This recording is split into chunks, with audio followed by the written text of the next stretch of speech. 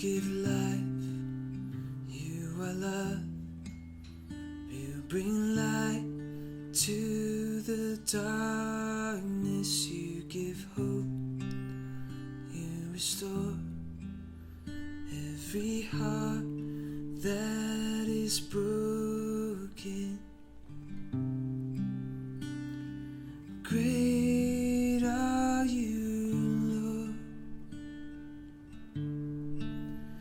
It's your breath in our lungs, so we pour out our praise. We pour out our praise. It's your breath in our lungs, so we pour out our praise to you only. Great are you, Lord. You give life, you are love. You bring light to the darkness. You give hope, you restore every heart that is broken. Great are you, Lord. It's your breath in our lungs, so we pour out our praise.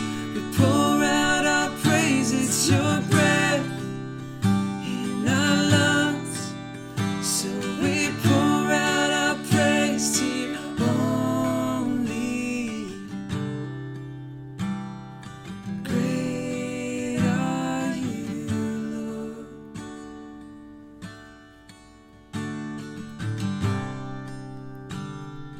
Great are you, Lord. All the earth will shout your praise. Our hearts will cry, these bones will sing. Great are you, Lord. All the earth will shout your praise. Our hearts will cry, these bones will sing. Great are you, Lord. It's your breath in our lungs, so we pour out our praise. We pour out our praise. It's your breath in our lungs, so we pour out our praise to you only. It's your breath in our lungs, so we pour out our praise. We pour out our praise. It's your breath in our lungs, so we pour out our praise to you only. Great are you, Lord.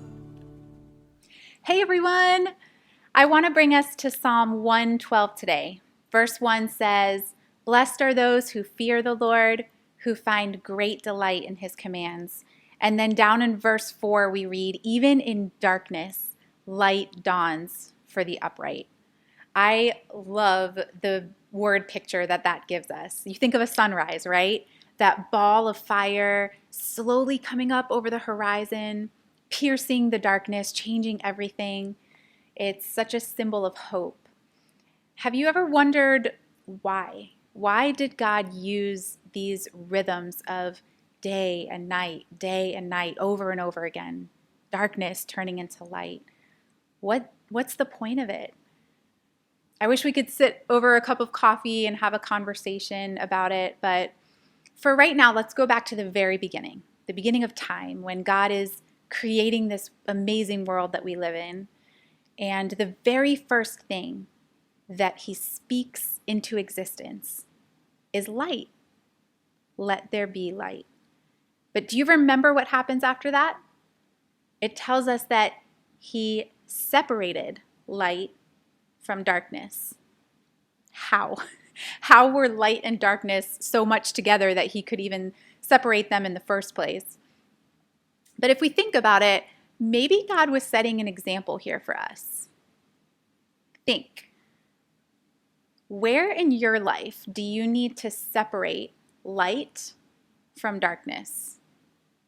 In separating the two things, good versus bad, maybe we're identifying it. We're naming it. We're calling it for what it is. And maybe that could produce change for us. So here's what I'm talking about. You have a situation at work where there's somebody, a coworker that you're not getting along with. And maybe you need to take responsibility for your part in that and call it what it is. What if you go to that person and you say, hey, I've been letting pride get in the way. I couldn't see things from your perspective, but I just want to apologize and say I'm sorry about that. What happens there? It's like the atmosphere is different. Light shines on the situation. I love how poetic verse 4 is, how the terminology it uses, even in darkness, light dawns for the upright. Even in your loneliness today, light dawns. Even in your sadness, in your discouragement, in your fear, even in your weakness, light can dawn for you today. So that's my prayer. My prayer is that light will dawn in your heart today so that you can be a light to the people in your world. We'll see you next time.